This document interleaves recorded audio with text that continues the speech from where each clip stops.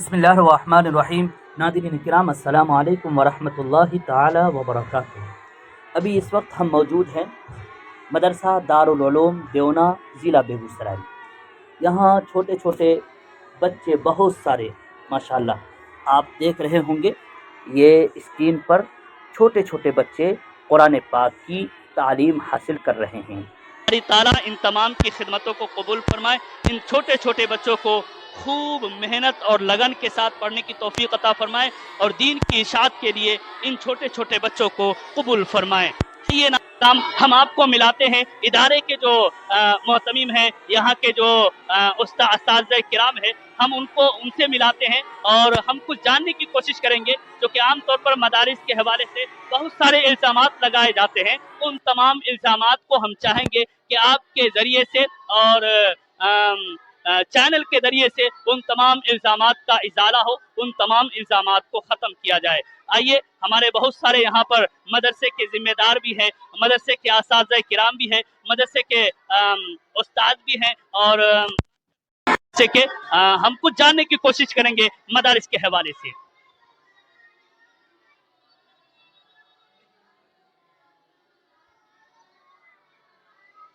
ابھی ہمارے ساتھ موجود ہیں اس دارالعلوم دیونا کے محتمم حضرت مولانا مفتی نہال خان صاحب قاسمی دامت برکاتہم العالیہ۔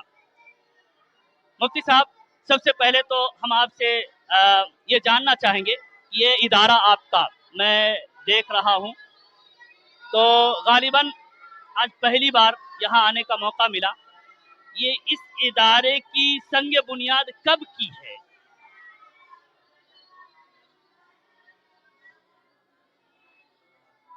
جی، بسم اللہ الرحمن الرحیم۔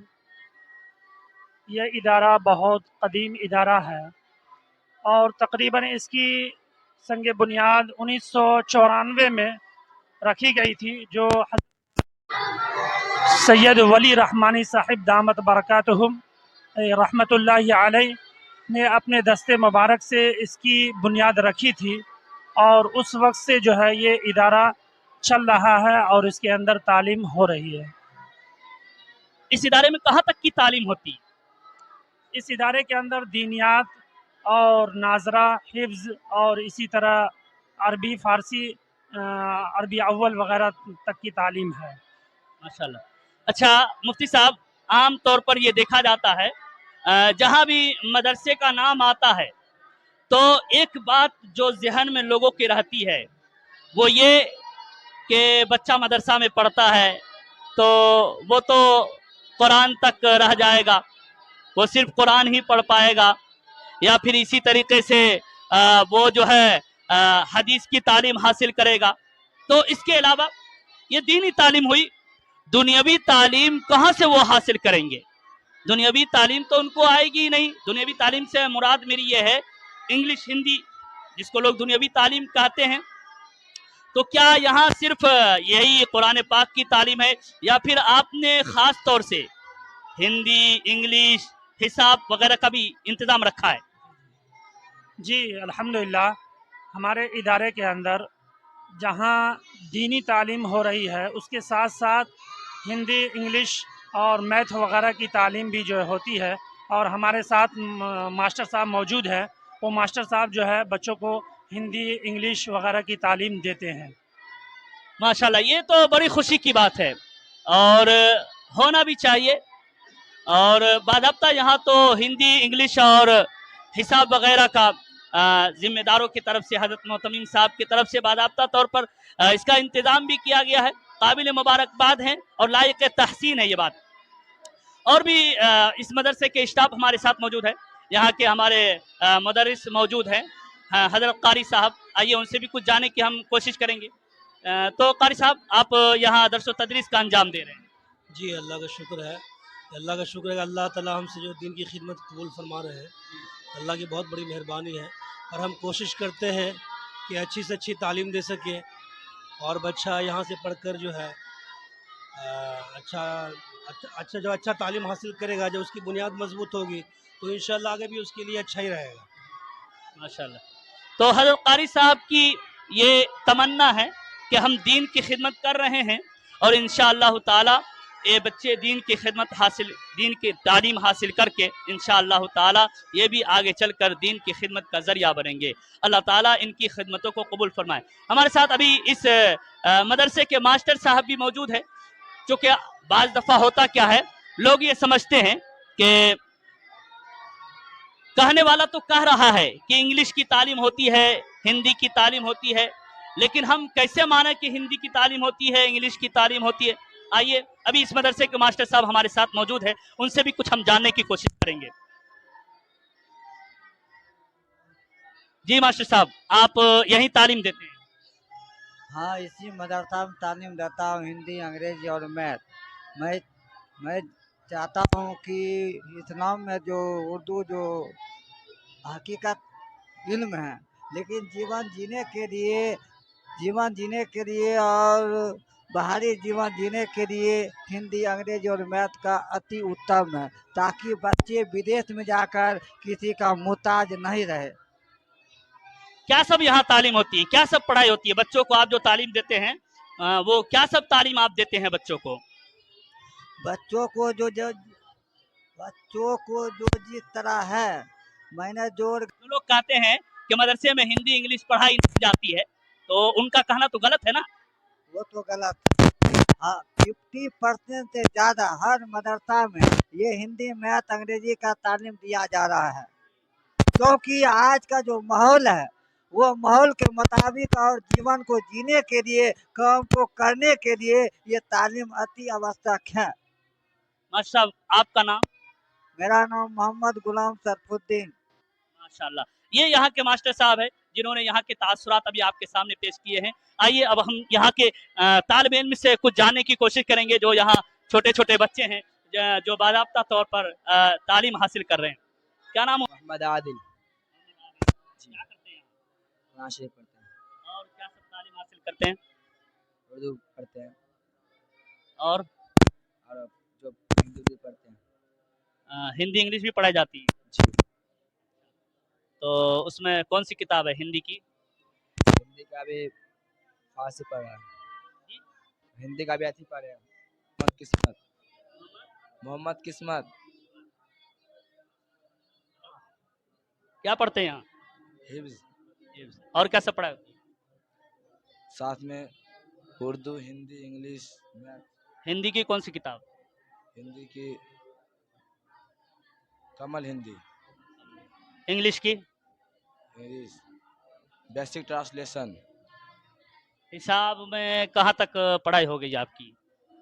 حساب میں بھینگ کا گھٹاؤ. ماشاءاللہ. یہ ساری تعلیم یہاں ہوتی ہے جی. اور آپ حاصل کر رہے ہیں. جی. کتنے پارے حفظ ہو گئے؟ 20. ماشاءاللہ. دونوں تعلیم آپ کو مل رہی؟ یہاں دونوں تعلیم مل رہی. بہت خوشی ہو رہی جی، بہت خوشی ہو رہی کر کے. جی. ہاں؟ جی. بہت سارے لوگ کہتے ہیں کہ نہیں یہاں تو صرف قرآن کی تعلیم ہوتی ہے، صرف قرآن پڑھایا جاتا ہے، دن رات صرف یہی رٹایا جاتا ہے، لوگ یہی رٹتے رہتے ہیں.